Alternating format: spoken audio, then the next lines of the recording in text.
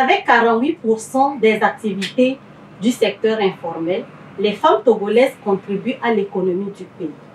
Elles sont de plus en plus nombreuses à créer les micro et les petites entreprises malgré les défis auxquels elles font face. Elles rencontrent des problèmes, à savoir le problème de financement, le problème socio-culturel et le problème de confiance en soi.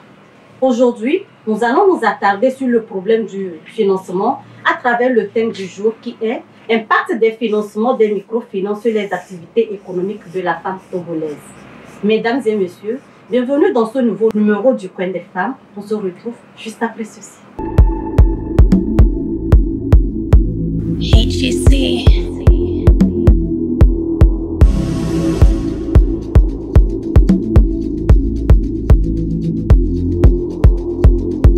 It's Joel on the bed.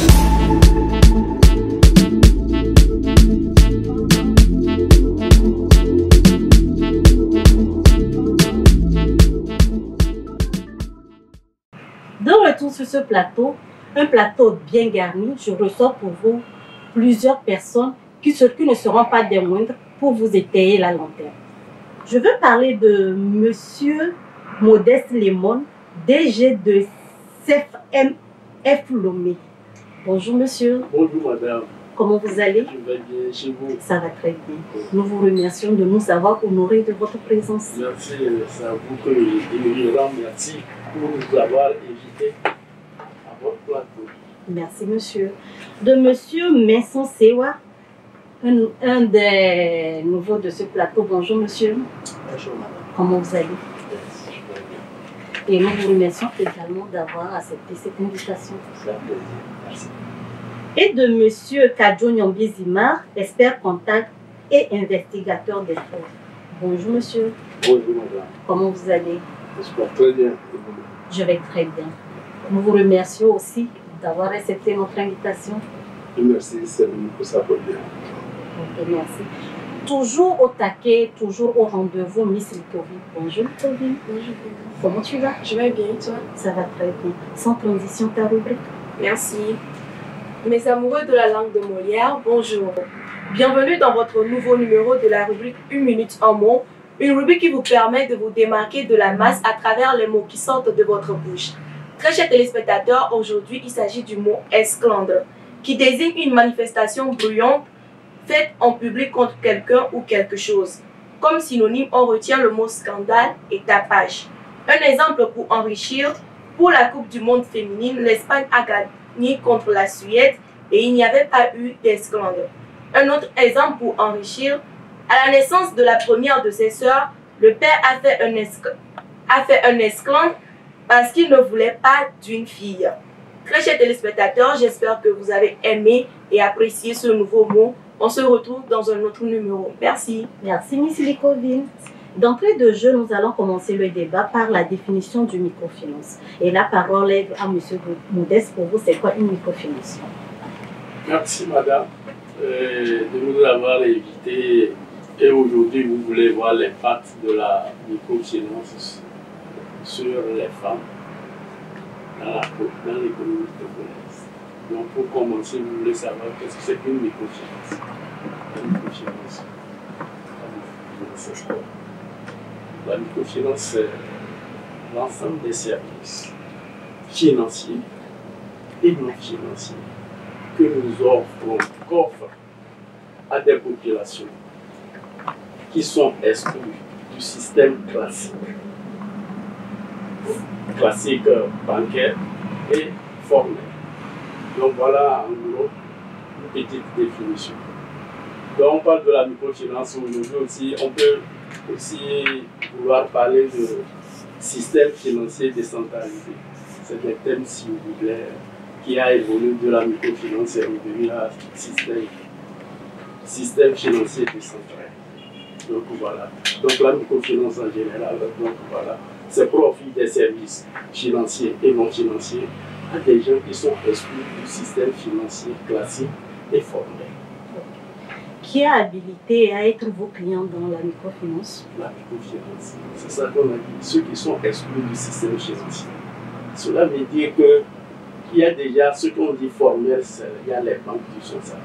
Nous, notre existence en tant qu'institution de microfinance, nous ne voulons plus être proches des populations qui n'ont pas accès directement à ces institutions classiques.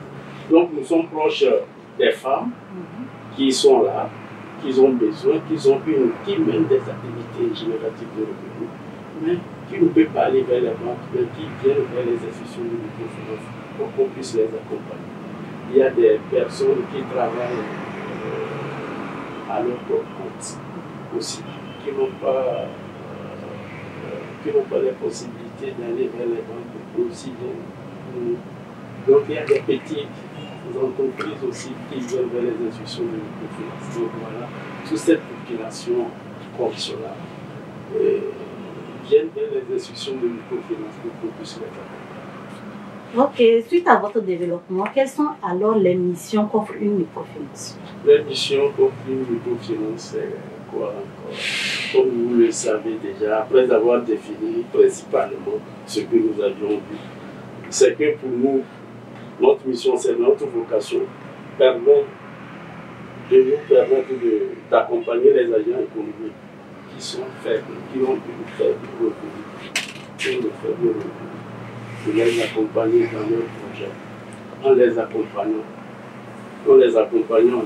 D'abord, si nous allons vers une personne ou une institution, une chose, nous allons les expliquer d'abord. Venez vers nous. Donc cela veut dire en venant vers nous, ils profitent de certains services que nous avons. Donc nous avions les services de micro-crédit. Nous avions... S'il vous plaît, monsieur, je ne vous coupe pas la parole, on va en revenir, on va recueillir l'avis des autres invités qui sont sur le plateau. Okay. Puis, monsieur Kadjouni, pour vous, quelles sont les missions qu'offre une microfinance? Ok, je voudrais, merci pour la question. Je vais aussi revenir sur la définition de la microfinance. Donc, c'est un système financier qui offre des services financiers à des populations à faible revenu ou bien qui n'ont pas la capacité d'offrir une garantie auprès des institutions bancaires que nous appelons les systèmes financiers traditionnels. Donc, leur mission, c'est quoi?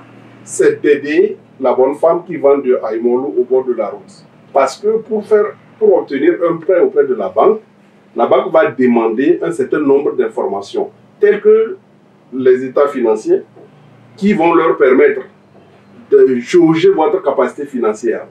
La bonne dame qui vend de Wachi n'a pas cette organisation financière.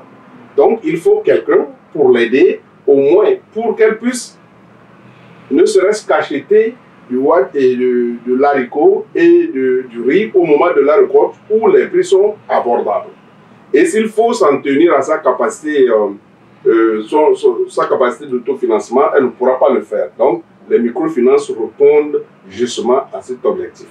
Et elles doivent s'adresser aux gens comme un agriculteur qui va faire un champ d'hectares et qui n'a aucune comptabilité, qui n'a pas de terrain, qui n'a rien pour garantir comme on fait avec les banques. Bon, voilà, c'est ce qu'il y a. Leur mission principale, c'est permettre un développement économique homogène auprès des populations à faible revenu. C'est pour ça que les microfinances sont créées.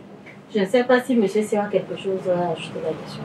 Bon, je crois que les DG, tant que monsieur, ils ont déjà tout dit. Mais juste que,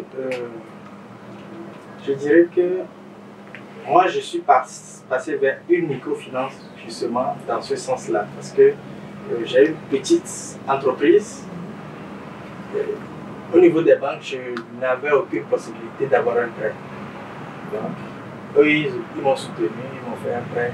Et je dirais même là, le troisième prêt que je reçois présentement. Ok.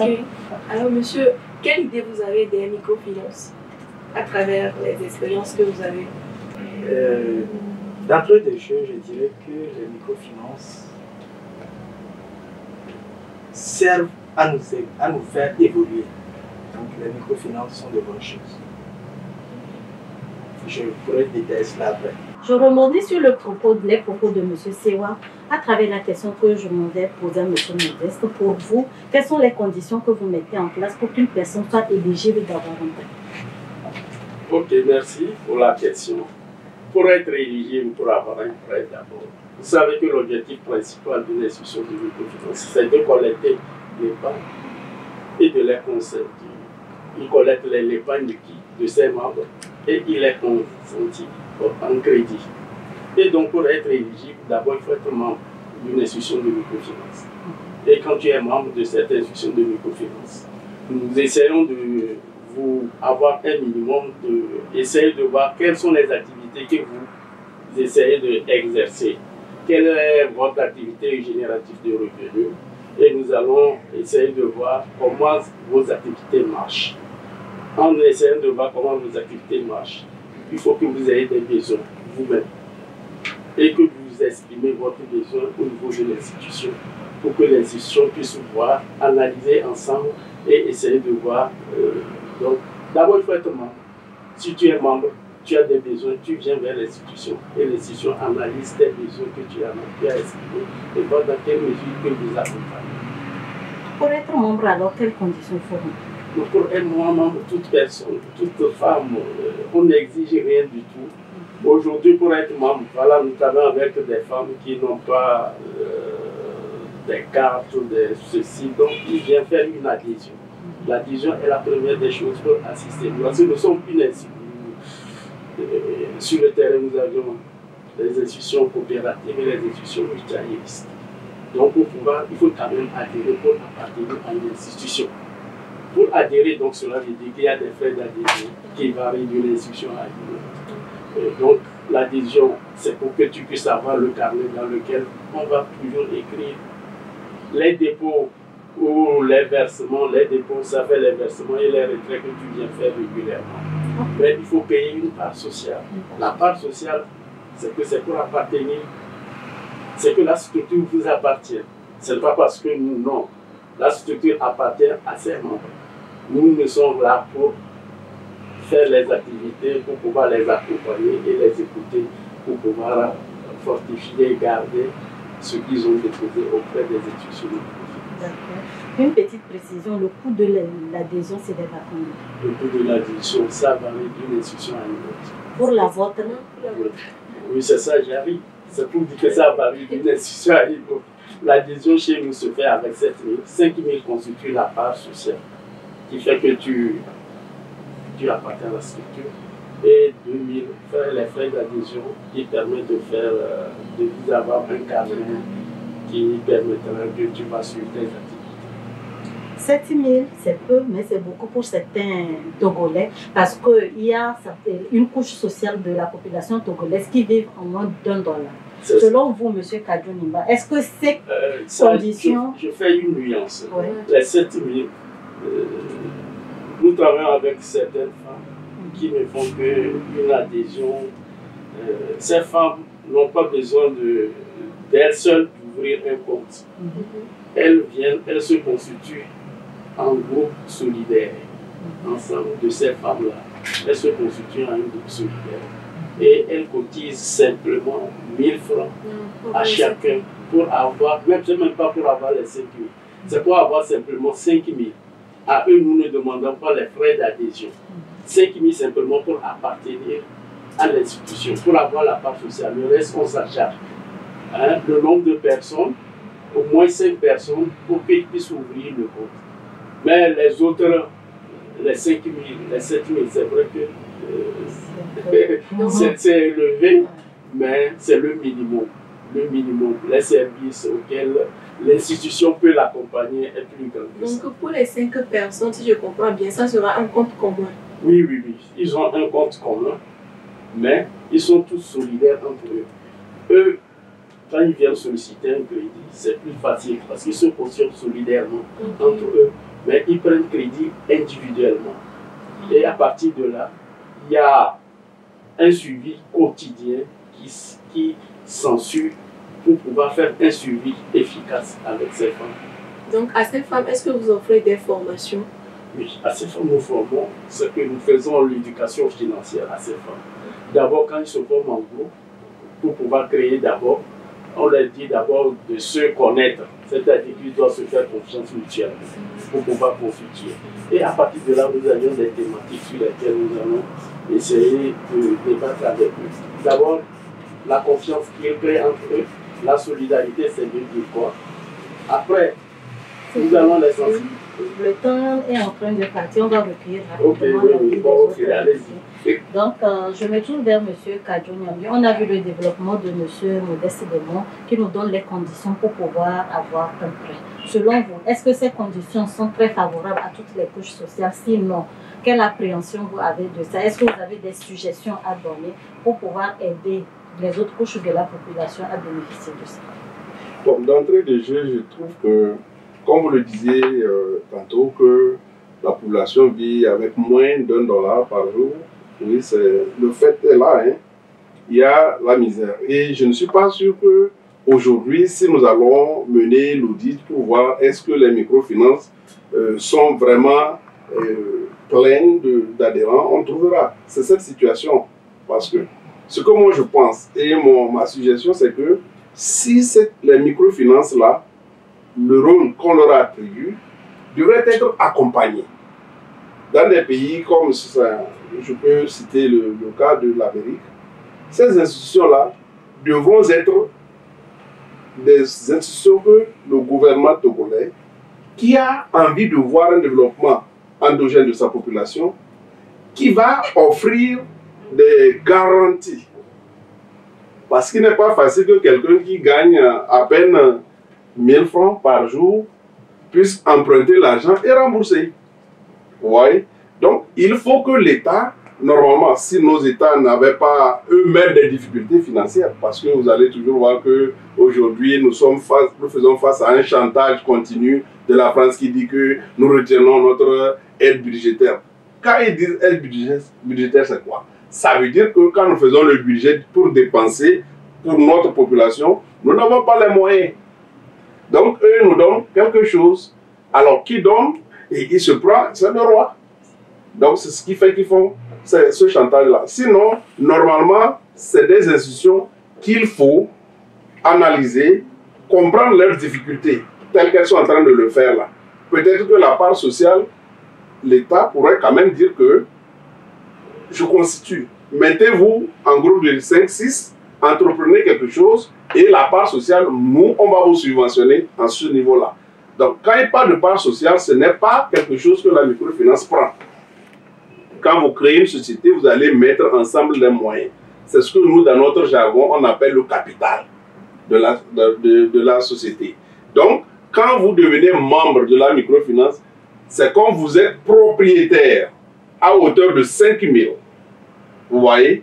Et donc, s'il y a les bénéfices à la fin de l'année, la microfinance, après avoir dépensé pour collecter les épargnes, elle a placé certains en banque, il y a le surplus, là, chaque 5 000 reçoit une rémunération comme dividende. Vous voyez? Donc, ces aspects-là, c'est des choses qui sont tellement importantes. Importantes en ce sens que lors des éducations, des séances d'éducation, la femme va apprendre à manager ses activités. Je disais tantôt que acheter le haricot ou l'arachide au moment de la récolte, ce n'est pas évident pour une femme. Donc, si vous ne lui dites pas que, si vous avez les moyens, constituez ce stock, celle qui n'a pas de moyens va faire quoi? Elle achète un bord, au jour le jour, elle achète. Ce qui fait que des fois, vous réveillez dans le quartier, la femme qui vend le wachi, elle n'est pas sortie parce qu'hier, elle n'a pas été en mesure de réunir ces éléments-là. Donc, le faible pouvoir d'achat est un handicap sérieux qu'il faudra repenser, c'est-à-dire dans un concert où il y a le département de l'État qui, après analyse du parcours des microfinances, va faire un répertoire des difficultés auxquelles font face ces microfinances, un répertoire des difficultés auxquelles font face les citoyens à faible revenu ou bien qui sont démunis de garanties pour aller vers les banques. Bon. Au-delà de ça, il y a une autre composante qui rend la chose plus difficile dans notre zone CFA.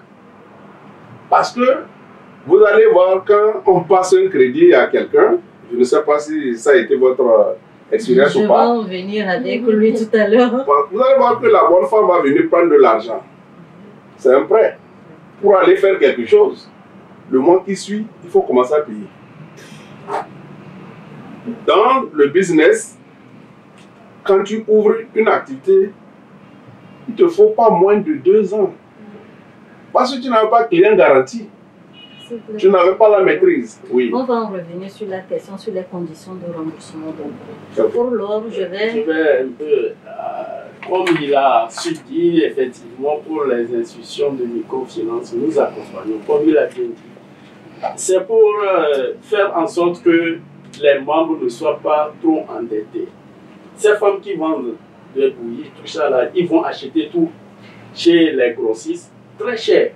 Mais si nous les accompagnons avec 20 000, 30 000, la personne va aller acheter le sucre, celle qui fait la bouillie, hein. Elle achète le puce, elle approvisionne son maïs, tout ça là. Et ça la facilite encore plus. Et elle a plus de bénéfices qu'elle attendait. Comme il a dit, c'est saisonnier. Les gens viennent, ils disent, bon, maintenant je sais que cette période-là, je produis ceci, je viens. Ils profitent de ces petits crédits-là. Et ils approvisionnent et ils déposent. Cela, les femmes le font très bien. Ok, je vais recueillir tout de suite l'avis de M. CEO avant d'aller à la pause. Quand vous avez eu à avoir un crédit, les conditions vous sont favorables pour vous? Oui, les conditions ont été très favorables. Parce que juste après les dossiers, je crois une semaine, j'ai eu prêt. Ok, on marque une petite pause. On revient juste après ceci. HGC.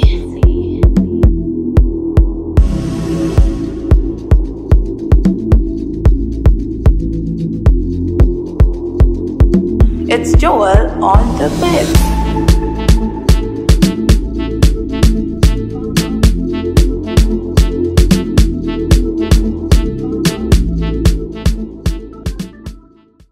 De retour sur ce plateau, on a soufflé un tout petit peu. On était avec M. Sewa, donc je suis toujours avec lui. Dites-moi, vous étiez satisfait quand même du prêt que vous avez eu après une semaine de dépôt de dossier. Mais les conditions de remboursement, est-ce que ça vous a été aussi favorable comme vous avez reçu le prêt aussi rapidement? Pour commencer par rembourser, on me donne 1 mois. 1 mois. Par exemple, hier même, j'ai eu à avoir un prêt, seulement hier. Et donc, hier, c'était le 16. Donc, le 16 du mois prochain, je commence par rembourser le crédit. 16 du mois prochain. Ok. Je vais vers M. Kadjo Nyongli. Selon votre expertise, est-ce qu'un mois est suffisant pour une personne de commencer par rembourser un crédit? Bon, c'est là, j'aurais quand même aimé que, moi, de mon humble avis, hein, pour avoir accompagné de plus grands opérateurs économiques, je peux vous dire que j'ai accompagné un opérateur économique pour la mise en place d'une structure plus grande. C'est l'ordre de 2,5 millions de dollars que nous avons fait l'investissement. On a eu un sursis de 2 ans. Mais normalement, ce dont je suis habitué, c'est que ces intérêts-là devront être recapitalisés. Puisque mettre sur pied une structure, ça va vous prendre un temps. Construire, importer les équipements, installer, faire les tests, démarrer la production, chercher le client, créer un réseau de distribution, ça prend du temps. Force est de constater que lorsque la 3e année est arrivée, la banque a exigé que le client paye les intérêts qui s'élevaient autour de 200 et quelques millions. Vous voyez que c'est déjà une démobilisation. Moi, mon appréciation, c'est quoi? Quand vous prenez un prêt, comme il l'a dit là, même si vous êtes dans l'activité, j'ai parlé de stockage. Vous voyez, il y a une période pour quand même acquérir la marchandise, commercialiser et être en mesure de rentrer en possession des revenus et commencer à faire le paiement. Si c'est moi, pour 1 mois, je trouve que c'est un peu très tôt. Bon, là où la microfinance fait face au problème, c'est quoi? Si elles n'ont pas suffisamment de liquidité, parce que le système bancaire fonctionne comment? Il faut quand même une définition entre les épargnes que les gens laissent, les prêts qu'on octroie, les retraites qu'on vient d'effectuer. Puisque c'est une institution fonctionne en confiance. Ça veut dire quoi? Vous allez, votre carnet, vous donnez, vous voulez retirer votre épargne, vous ne pouvez pas trouver. C'est la psychose générale. Donc, la microfinance doit faire en sorte que à chaque fois que vous voulez accéder à vos ressources, vous puissiez l'avoir. Vous voyez? Je crois que c'est justement à ce niveau que moi je parlais de s'il y a subvention autrement. Mais comme en off, il me disait qu'il y a certaines choses qui ont été faites. Donc, elles sont en train de faire avec ce qu'elles ont, les moyens de bord. Sinon, à probablement parler, si vous voulez faire de Wachi, après 1 mois, 2 mois, faites pas attention à l'argent que vous prenez. D'abord, le prêt, si on fait près de 100 000, le maïs vaut aujourd'hui combien? Vous voyez? Donc, il faut faire le déplacement, transport, et revenir, commencer à faire choses. À mon humble avis, ce serait un peu difficile. Ce qui fait que des fois, les gens ne s'en sortent pas. Je vois que M. Modeste oui, je vais un peu bondir. Au fait, quand nous faisons les crédits aux gens, nous écoutons leurs besoins. Et quand on écoute leurs besoins, ils nous expriment, ils disent, bon, moi je commence mon activité, je viens de commencer mon activité. Il peut demander un différé. Nous ne l'imposons pas. C'est à lui, et en l'écoutant, on sait que, si on lui dit de commencer à payer dans son premier mois, ce n'est pas possible s'il n'a pas pu mettre en place le crédit que nous avions pris. Donc il y a la possibilité de demander des différés. Et les différés, c'est les différés, c'est-à-dire que tu peux demander un différé de 3 mois à 4 mois. Ça dépend de l'activité. Et puis voilà, même ceux qui font approvisionnement. Il y a certains qui font l'approvisionnement. On sait la saison à laquelle ils font l'approvisionnement. Nous savons que quand ils feront quand ils font l'approvisionnement, ils ne vont pas le mettre sur le terrain directement. Parce que ces personnes attendent à une période pour pouvoir un peu capitaliser cela et le mettre sur le terrain. C'est la négociation entre l'institution et le membre qui vient. Okay. Mais ceux qui ont la capacité de commencer à rembourser, on les accompagne. Justement, le mot différé, c'est un peu flou pour moi. Oui, je ne sais pas si c'est différé, c'est augmenter le prêt que la personne. Non. Ou bien c'est lui donner plus de mois pour commencer à payer. C'est-à-dire que tu viens, tu me dis que bon, moi je prends ce crédit, c'est pour faire ceci. Donc normalement, quand tout le monde doit te faire, on te fait un tableau d'amortissement pour voir que voilà ce que tu vas commencer à payer. Si tu me dis non, moi je préfère payer à partir du 5e mois, 6e mois. On fait l'analyse. Donc c'est différé, c'est de laisser un temps couler. Et pour cela, on te fait cela. Donc on te fait différer. Même les intérêts seront les mêmes. Les intérêts que tu ne vas pas payer les intérêts. C'est-à-dire qu'on le fait en sorte que qu'on puisse, les intérêts doivent être viendront, on va recapitaliser cela à partir de, bon, c'est pour, tu ne dois même pas payer les intérêts. Je veux que ça soit un peu plus pratique. Oui, Par exemple, monsieur, est-ce que vous pouvez nous donner le montant de votre premier prêt? Mon premier prêt? Oui. C'était 300 000. 300 000. Et à la fin du mois, vous avez commencé par payer combien? Si j'ai encore bon mémoire, à la fin du mois, je crois que je commençais par payer 27 000 quelque chose. Ok, bon, monsieur, s'il vous plaît, par exemple, pour son premier père de 300 000 francs, s'il avait négocié à ce qu'il commence par payer 3 mois après, est-ce que le 20 quelque chose, 27 000 là, ça va rester exactement les 27 000? Il va commencer par payer à partir de 30 000. Non, ça ne va pas monter presque 30 000. Déjà, les 3 premiers mois, on ne le calcule pas les intérêts. Ces intérêts, ça fera moins, il va payer au moins, ajouter quelques 50 ou bien 100 sur son crédit. Donc ça augmente. Ça augmente un peu par rapport au temps. C'est ce que moi je sais. C'est vrai. Non, c'est pas par rapport au temps. C'est pour dire quand c'est différé, il y a différé et état de grâce. L'état de grâce, vous n'allez pas payer les intérêts sur cette période. Voilà par exemple, quand je disais que l'État accompagne, c'est vrai, nous sommes en institution de microfinance, on s'occupe de nos membres. Mais il y a certaines personnes aussi qui sont délaissées. À un certain moment, l'État a dit, bon, ok, ces personnes qui sont délaissées, nous allons les accompagner d'une autre manière. Donc l'État a accepté, ils ont mis le Fonds national de la finance inclusive. Cet État, donc l'État a mis les moyens auprès des institutions qui accordent de petits crédits de 30 000. crédit de 100 000. En agriculture, tu prends un crédit de 100 000, tu nous paies lorsque tu auras fait la récolte. 12 mois après. 12 mois après, ça dépend de la saison, quoi. La saison de la récolte. Si ta récolte va faire 6 mois, après 6 mois, tu vends et tu rembourses ton crédit. Les femmes qui prennent 30 000, elles prennent 30 000 elles-mêmes, elles mènent déjà des activités génératives de l'école. D'abord, c'est qu'elles ont déjà une petite activité.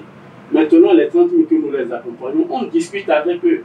Et même c'est les femmes même qui proposent. Moi, je préfère que chaque fin de semaine, vous venez, je cotise, je fais une petite tontine. Après un mois, vous avez déjà les sous que j'ai pour pouvoir vous donner. Voilà les petits, ça dépend. C'est pas du tout. Il ne faut pas que les gens pensent que c'est une institution de microfinance, non. C'est une discussion. C'est ta famille. Cas par cas. Un cas par cas. C'est-à-dire que c'est à toi d'exprimer. Ça là, ça ne peut pas. Si vraiment ça ne peut pas, tu nous dis. On va essayer. On est en train de t'accompagner. Mais si tu acceptes et si tu échoues, c'est que tu as échoué. Nous aussi, on a échoué. Si tu n'arrives pas à payer, c'est que nous avions échoué. Vous comprenez? Donc c'est cas par cas. Il faut que la personne soit ouverte. C'est que nous comprenons les membres quand ils viennent pour demander crédit, ils se disent qu'ils sont en faiblesse. Ce n'est pas vrai. Il ne faut pas qu'ils se disent qu'ils sont en faiblesse. Oui, c'est non. Il faut qu'ils expriment, qu'ils disent tout ce que nous allons les écouter. Nous allons les écouter et voir comment les accompagner. C'est ce qui manque un peu. Et nous essayons dans l'éducation pour pouvoir essayer de les expliquer, de ne pas avoir peur. C'est à cause d'eux que nous sommes là. C'est dans un petit jargon en disant non. C'est vous qui déposez, c'est nous. Nous ne sommes que des gardiens de ce que vous avez déposé auprès de vous. C'est entre nous. Nous sommes des gardiens. J'ai vu M. Kadjo Titi. Oui. Quand il parlait de choses là, quand le concept de, comment on appelle, de différer, effectivement, le différé, c'est toujours, vous avez l'argent. Le taux d'intérêt auquel vous devez payer continue. Les intérêts continuent par être calculés, à moins que ce ne soit une grâce. À défaut de ça. Bon, maintenant, la question, comme je vous l'ai donné, c'est un exemple de banque. Et moi, ça m'a trop surpris négativement. Parce que cumuler les intérêts et les exiger en un seul bloc, en un seul paiement, c'est plus dommageable. Je ne sais pas comment ils le font. Mais quand je lisais ici, j'ai quand même vu quelque chose que je voudrais, s'il peut nous aider à comprendre. Il parlait de constituer le tiers de...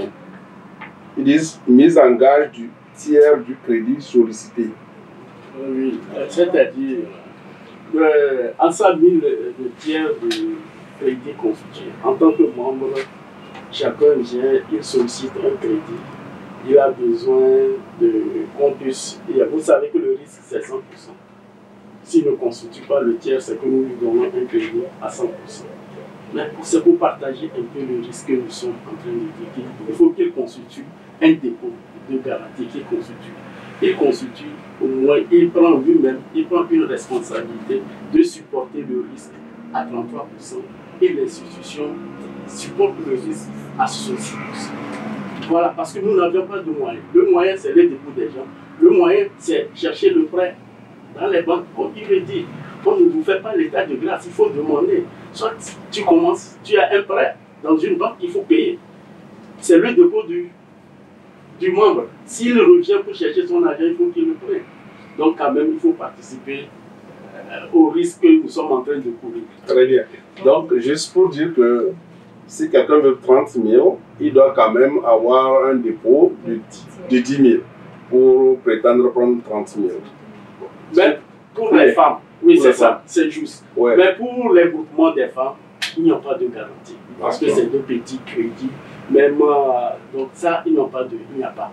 Mais c'est les autres, parce qu'on a fait une exception pour ceux qui cherchent des crédits, des petits montants pour pouvoir les accompagner. Ok, maintenant pour les conditions, j'ai vu ici caution mutuelle ou solidaire. C'est ça.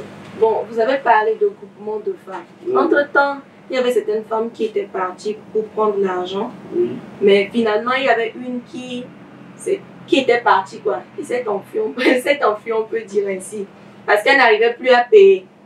Maintenant, qui va régler son argent? C'est pourquoi on dit c'est une caution solidaire. C'est ça. Normalement, normalement, si vous êtes entendu et que vous avez formé, vous avez eu confiance, c'est parce que vous avez constitué un groupe et vous avez pris le risque. Si un des membres a des difficultés, nous allons l'aider. Il ne faut pas permettre à l'autre de s'enfuir. Parce que vous êtes entre vous, vous connaissez correctement. Oui, il y a de ces cas qui existent. Mais c'est difficile que leur solidarité se manifeste. Exact. Quand ça arrive en ce temps, les gens, bon, j'ai remboursé ma part. J'ai remboursé. Voilà le risque. Sans garantie qui n'en ont pas. Ok. Et sur la caution mutuelle, ça c'est pas non, la caution mutuelle, c'est-à-dire qu'on dit la solidarité entre nous. Toi, tu me cautionnes, ils sont 5. Donc, ils sont solidairement liés par rapport au crédit. Je veux parler si ce n'est pas un groupe. Oui. Je suis venu seul pour prendre l'argent. Ah, l'argent. Ok, tu es seul pour venir prendre l'argent. Effectivement, on veut quoi? Tu viens chez moi, tu veux prendre l'argent, je suis une institution, je dis non. Je dis, effectivement, tu es là. Tu es venu. Il faut quand même qu'un des membres qui est dans l'institution te cautionne. Ok. Simplement, il te cautionne, il sait que tu sais qu'il est membre de toutes votre institution. Il te donnera des conseils, il est à côté de toi, donc voilà, il t'accompagne. Cela veut dire que si l'institution marche, lui aussi demain il viendra. Donc voilà, c'est comme veut qu'on soit solidaire. Et ça permet aussi que déjà en venant chez moi, tu sais que c'est comme cela. Toi tu es venu, tu as vu que c'est bon, tu vas m'amener quelqu'un d'autre. Et les membres qui cautionnent, est-ce qu'elles gagnent des bénéfices après? Elles gagnent des bénéfices en quoi? Non. C'est-à-dire que tu me... C'est-à-dire... Vous voyez, quand on dit cautionner, ça veut dire prendre responsabilité. C'est ça. Vous devenez le garant. Au cas où la personne qui bénéficie du prêt n'est plus à mesure de payer, vous devenez la personne principale à payer. C'est ce que ça veut dire. Donc, au-delà de ça, moi-même, avant d'arriver sur ce plateau, j'ai quand même consulté certaines microfinances. Par définition, quand moi je l'ai aussi regardé, on dit que c'est une institution financière qui offre des services financiers à des individus, c'est-à-dire aux faibles revenus, qui ne disposent pas de garantie en termes d'épargne. Vous pouvez épargner là-bas, vous pouvez faire des prêts là-bas et vous pouvez aussi avoir des assurances avec eux. Mais on a dit là-dedans, sans garantie. Je me suis amusé à demander un prêt. Je demande les conditions que j'ai vues. Moi, j'ai trouvé que je ne pouvais pas. Parce que il y avait une garantie immobilière qu'il fallait avoir, c'est-à-dire un titre foncier. Il fallait constituer le tiers du prêt. D'accord? Il fallait une assurance vie.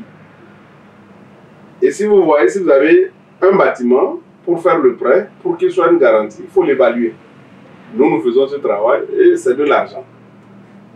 L'assurance vie, c'est aussi de l'argent. Vous allez payer les primes, la police d'assurance. Donc, et enfin, vous allez constituer quelque chose. Notre discussion, comme nous le faisons, nous voulons que ça puisse nous permettre de voir qu'est-ce qui est faisable. Je sais que le travail des microfinances n'est pas facile.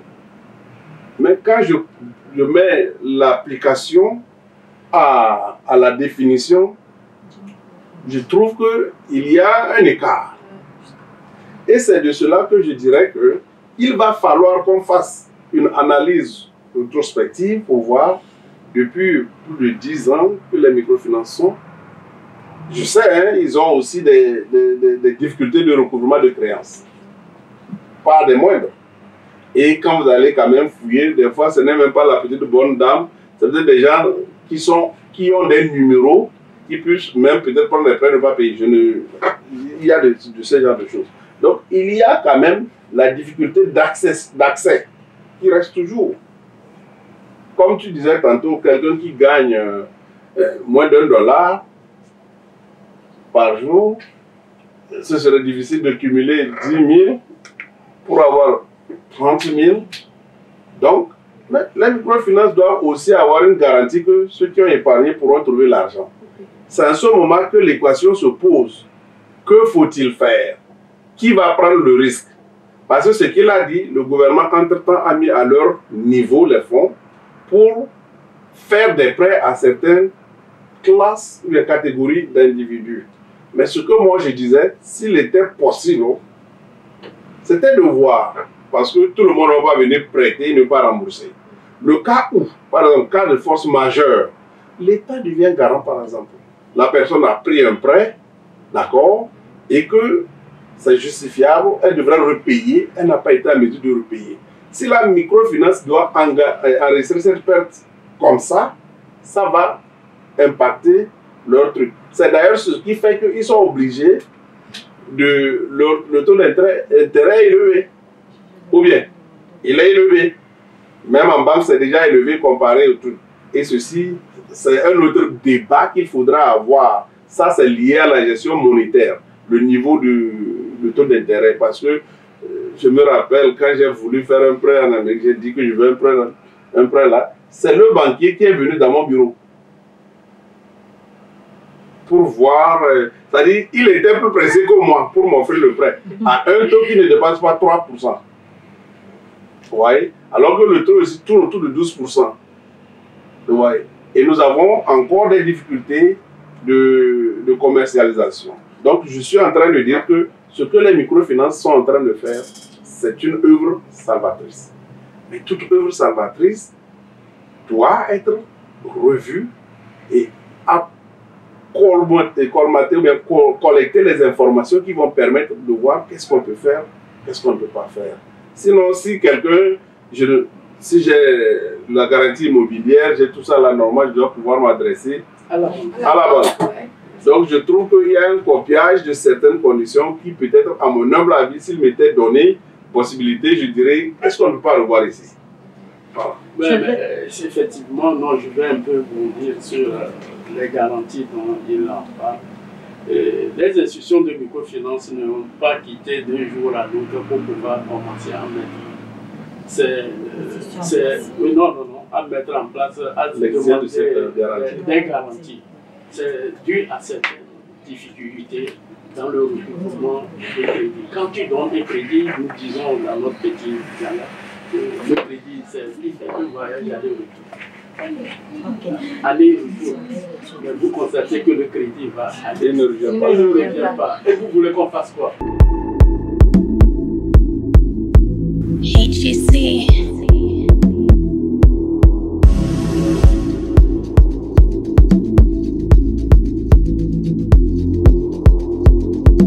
It's Joel on the bed.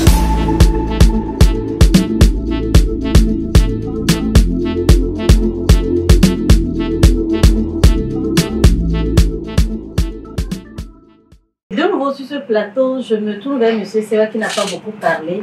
Disons, le premier prêt, vous l'avez eu à un montant de 300 000 francs CFA. Je veux savoir, est-ce qu'il faut terminer le remboursement, le recouvrement de ce prêt avant d'emprunter un autre, ou bien comment ça se fait chez vous? Oui, la plupart du temps. La plupart du temps. Oui, j'ai remboursé le premier prêt et après j'ai redemandé un second prêt. Oui. Mais est-ce qu'eux, ils ont mis des institutions, bien des organes en place pour pouvoir vous suivre dans votre gestion d'activité? Oui, justement. Parce que même pour le premier prêt, avant même que le prêt ne me soit octroyé, il y a un de leurs membres qui est passé au niveau de l'agence. Il a vu ce que nous faisions là-bas avant qu'on me donne le prêt, qu'on fasse le prêt. Ensuite, ils sont passés, je crois, 2 ou 3 fois, puisque je paie chaque mois. Je n'ai jamais raté. Mais par contre, au niveau du second prêt que j'ai eu à faire, là, je n'ai pas pu payer à temps, ce qui fait que, ils m'ont appelé. Ah oui. Vous vous rappelez ça? Oui. J'ai fait 2 jours, 3 jours. Déjà le deuxième jour, il t'appelle. Pour te rappeler. Vous avez promis de passer, vous devez passer. Est-ce que c'est comment? Est-ce qu'on peut savoir, vous avez des soucis? J'ai dit non, mais je vais passer. Ce qui fait que... Qu'est-ce qui fait que souvent les clients ont des difficultés à rembourser leur prêt? Ok. Je prends l'exemple de mon dernier prêt là que je viens de faire. Ça, c'est pour une autre activité carrément. On a mis une petite ferme de poulailles en place que j'ai mis avec ma femme. C'est pour faire ça. Maintenant, les poussins sont là, tout est en place. Mais présentement, si ce n'est pas que j'ai des activités qui vont me permettre de pouvoir facilement rembourser mon prêt, il me serait difficile de l'autre côté. Mais je reviens un peu derrière pour dire que lors de l'entretien avec eux là-bas, ils ont eu à me demander qu'est-ce que je fais à part cette activité-là que je veux mener. Combien est-ce que je fais rentrer chaque mois. Ils ont vu tous les papiers. Et c'est à base de ça maintenant qu'ils ont travaillé. Un peu, je vais réagir un peu. Quand vous avez demandé, lorsqu'on octroie le prêt, c'est qu'on fait le suivi. Quand on octroie le prêt, d'abord, quand tu as octroyé le prêt, dans les 2-3 jours, dans les 2 semaines qui suivent, il faut qu'on vienne chez toi pour voir le prêt dont tu as pris.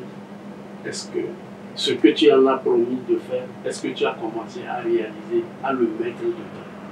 On essaie de discuter, voir, est-ce que tu as réalisé cela? Et quand tu as fait, on regarde. C'est pour éviter que, quand on te donne le prêt, tu puisses le détourner à un autre objet. Quand tu détournes, cela crée déjà un problème de remboursement. Tu as demandé conséquence de remboursement. C'est le détournement. Si tu me dis tu veux faire ceci, et effectivement, si on te suit vraiment et que tu mets ça dans ton projet, tu vas le réaliser correctement. Donc, on prévoit 2 semaines, tu le suis. Quand il fait le 1/3 de son temps qu'il a pris le projet pour en faire, un deuxième suivi le fait. On le suit, on voit effectivement est-ce que vraiment. Et puis vers la fin, les 2/3 déjà du crédit qui est passé, on fait encore un dernier suivi. Et à partir de là, on échange. Si c'est une personne qui, donc, dans son premier, il est venu pour discuter avec nous, nous avions su qu'il ne tenait pas. Donc, si toutes les femmes m'ont dit, donc c'est difficile, on leur dit, bon, tu tiens un cahier.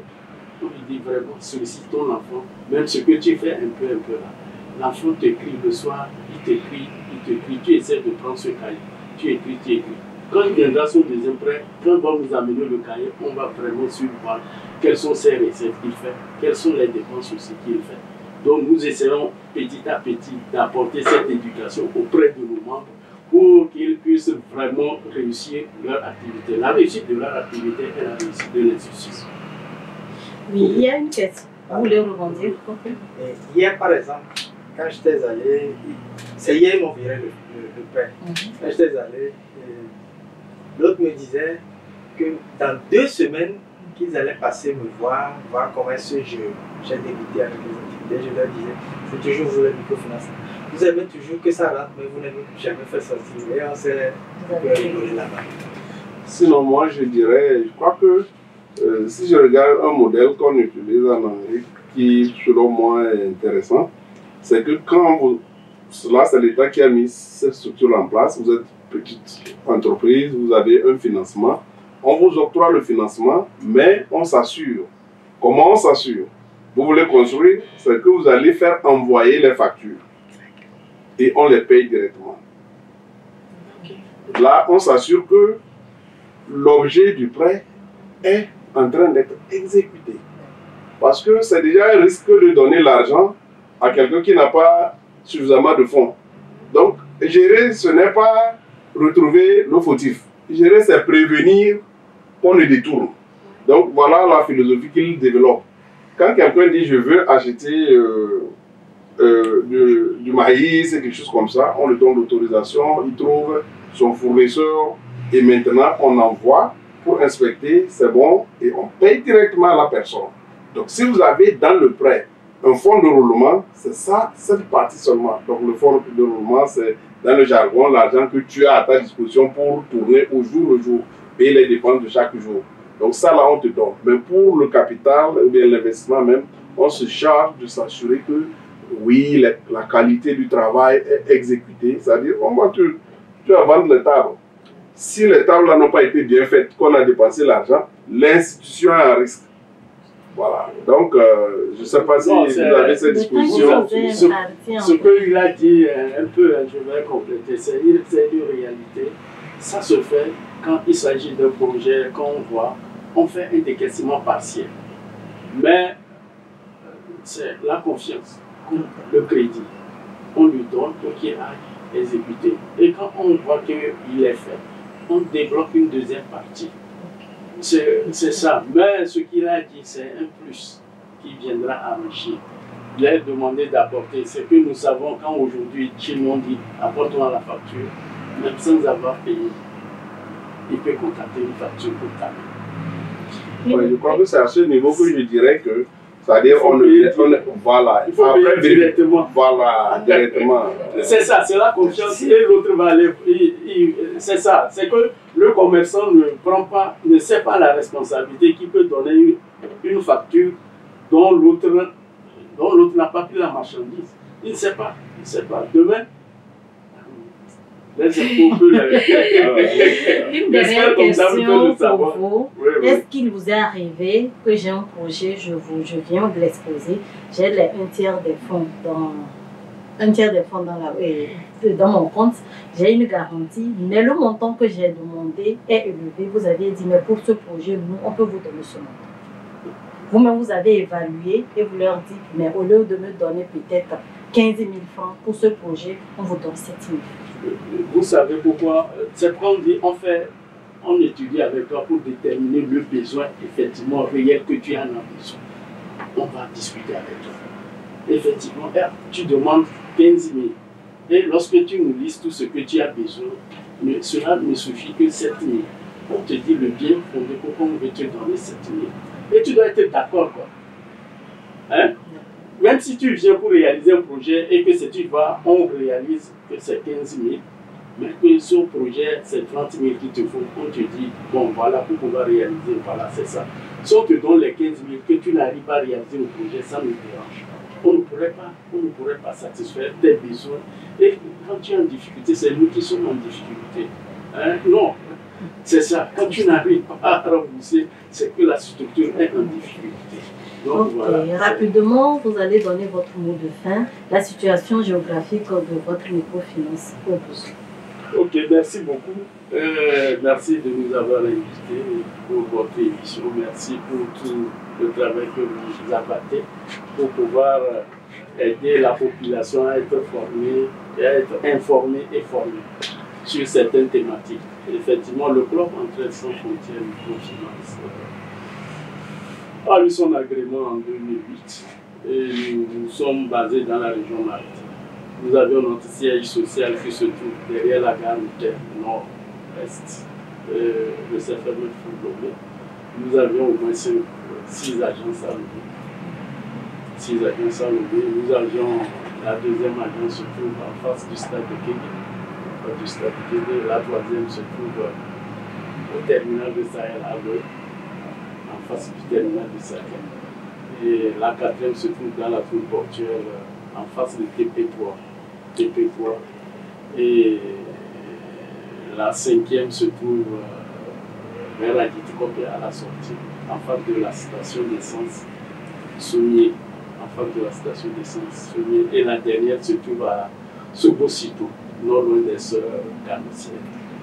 Donc voilà les agences. Nous offrons, comme nous l'ont dit, nous collectons les pannes, nous les concentrons dans les crédits, nous faisons aussi les transferts de fonds, tous les autres services qui sont connectés à ça. Donc nous vous remercions de nous avoir invité, de partager le peu que nous offrons et apporter notre modeste contribution à votre émission. Merci monsieur. Je laisse la parole à monsieur Kadjo. Peut-être qu'il y a des gens qui nous suivent qui aimeraient avoir son contact. Je ne sais pas si c'est... Il y a les contacts des agences qu'on va mettre sur vos petits écrans que vous avez. Ok. Et je laisse la parole à monsieur Kadjo pour son mot de fin. Je tenais d'abord à vous remercier pour cette opportunité qui nous a été donnée de discuter de cet élément très important. L'argent, c'est le nerf de la guerre. Et donc, quand nous parlons de la microfinance, ça doit intéresser une plus grande partie de la population togolaise. Je souhaite que vous continuiez par nous inviter à aborder d'autres aspects qui vont aider non seulement ceux qui nous suivent à Lomé, mais ceux aussi de l'intérieur, pour qu'ils sachent qu'il y a des mécanismes de financement et qu'ils aient au moins une connaissance approfondie des différentes exigences qu'il faut remplir avant d'accéder à ces prêts-là. Donc, sur ce, je vais clore mon propos en vous disant une fois encore merci pour l'invitation. Merci à vous, M. Siro. Tout d'abord, je tiens à vous remercier pour cette émission, pour cet échange. Et merci aussi à CFMF Lomé de m'avoir accompagné pendant tout ce temps pour mes prêts et mes dépôts aussi. Donc, merci à vous. Merci à vous, messieurs. Nous vous remercions encore une énième fois d'avoir accepté notre invitation. Le plateau du Cœur de Femme vous est ouvert. Vous pouvez revenir quand vous voulez. Nous sommes ainsi arrivés à la fin de ce numéro. Nous espérons que vous allez apprécier nos échanges. Mettez un plus si vous avez aimé. Laissez en commentaire vos avis et suggestions. On se fera un plaisir de vos réponses. Surtout, n'oubliez pas de vous abonner. C'est très important. Un petit coucou derrière la caméra, M. Elpidio Ayafor et M. Ekweko Djoudi. Sans eux, cette réalisation ne devrait pas être possible. On se dit à la prochaine. Bye. Merci.